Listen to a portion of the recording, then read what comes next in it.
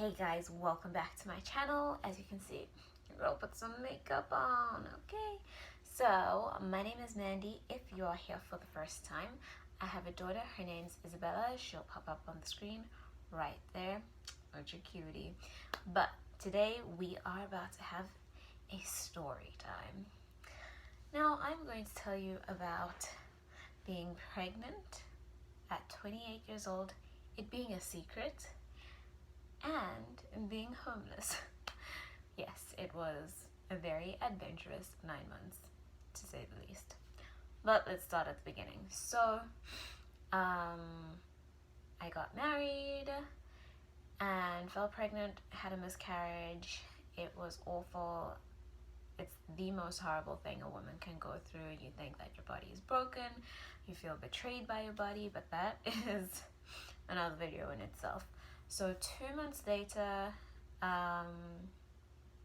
after my miscarriage, I fell pregnant with Isabella, and in the beginning I was very stressed out because I was scared I was gonna lose her, and so that was hard. How I knew I was pregnant was that at the time I was a waitress, and we were moving tables for an event, and my finger got caught in between two tables and I broke my finger. That's how I knew, and I went and I took a test and it was positive immediately.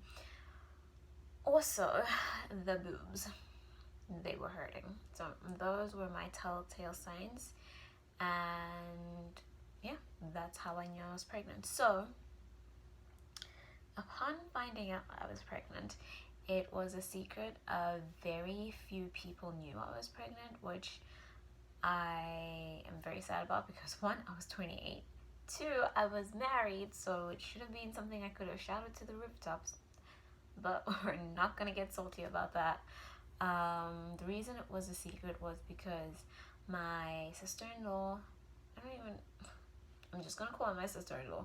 My sister-in-law had been trying to conceive for years and was unsuccessful. So I don't really know what the logic in keeping a secret was, because 9 months later the baby was gonna be popping out. But it was my best kept secret, or the hardest secret I had to keep for 6-7 months. So yeah, but having said all of that, the pregnancy part, like being pregnant, was super easy. I didn't get morning sickness. I mean, there were a couple things that made me like want to throw up. Like, I don't like seafood as a non-pregnant person. When I was pregnant and I had to serve like seafood platters, that was not it.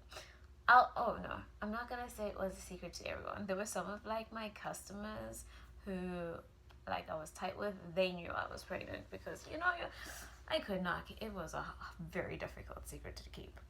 So we had an apartment and I was the only one who was working, so I had to work, be pregnant, and pay all the bills. I was paying rent, a car payment, child support, for food, and my husband's lucrative spending addiction. That's what we're gonna call it. So it just became a little bit too much, and there was a little bit of fighting because the apartment that we were in, like, I was constantly in the hospital. I have really bad asthma, and there was black mold in the apartment. The landlord didn't want to fix it. We lost our apartment. So now we're homeless. But before being homeless, we had to move all our stuff out of this apartment and move it into a storage unit. Your girl was gonna live in a storage unit. And that in itself was something, like moving while pregnant and actually having to pick up things, because it was just the two of us moving it. There were things that I was like, we're just leaving it in the apartment because I'm not picking that up. There was a table that had like glass, and we were upstairs as well, so it wasn't exactly very, very easy. So yeah, I moved a couch pregnant. That is why my daughter is the way that she is, because the things that she survived through inside of me made that little girl so super strong. So moving while I was pregnant, not my favorite thing. Not my favorite thing at all. So now we're homeless and we end up staying with this girl who happens to be friends with Isabella's dad, and we slept on a love seat. I was 5 months pregnant, sleeping on a love seat, and the house that we were staying in was like a highway, because there were men in and out of that house to the wee hours of the morning. So not only am I pregnant, 1, 2, I am working, 3, I'm sleeping on a love seat. It was a very, very humbling experience, okay? That's all I'm gonna say. So we stayed there for a couple months. By a couple months, probably like 2. And then we stayed with my sister-in-law for a little bit. I went to go and stay with a friend of mine from church for a couple days, and then we were moved into a motel. I want to call it a hotel so I can sound a little bougie, but we were in a motel until Isabella came. But let me tell you, when I slept on a bed for the first time, I will not do, oh my goodness. Yeah. You will not understand how good that bed felt at my friend's house. She gave up her bed. I got to sleep in the bed. She slept on the couch. It was amazing.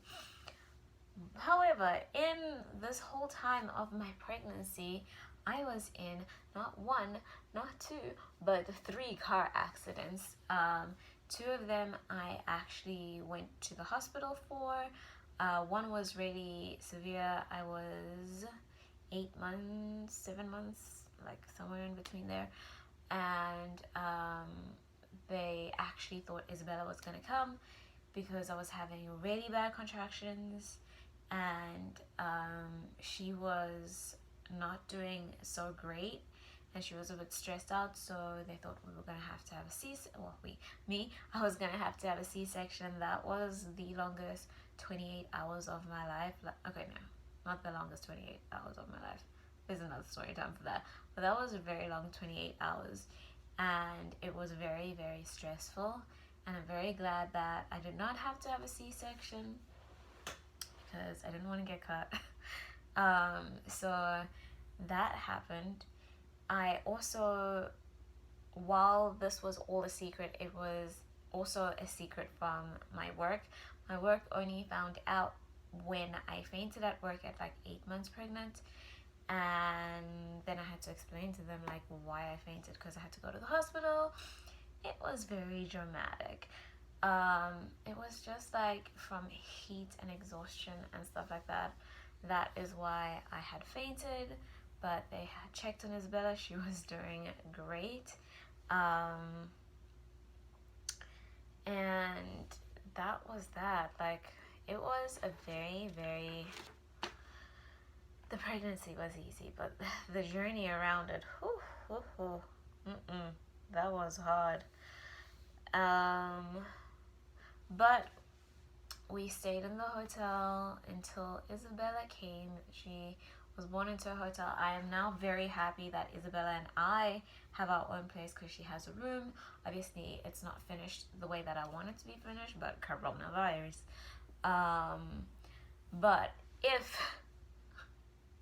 if I am blessed enough with another baby, best you know, your girl is gonna milk the out of that, because this first time I didn't get to take pictures. That's like something that I am very heartbroken about, is that I'm the kind of person, you will get to know, that I love to have lots of pictures. I like memories, and So I like to document things, but because of the circumstances of how everything happened, I wasn't able to document everything. So that is very sad. It makes my heart sad. But at the end of the day, Isabella's here. She's beautiful. She's a strong little girl. And I'm just so blessed to have her. And it was a journey, and she is so worth the journey. There are other stories that will come out of this, so best you know, the story time is gonna be lit. Anyway, thank you guys for watching, and I look forward to seeing you in our next video. Peace.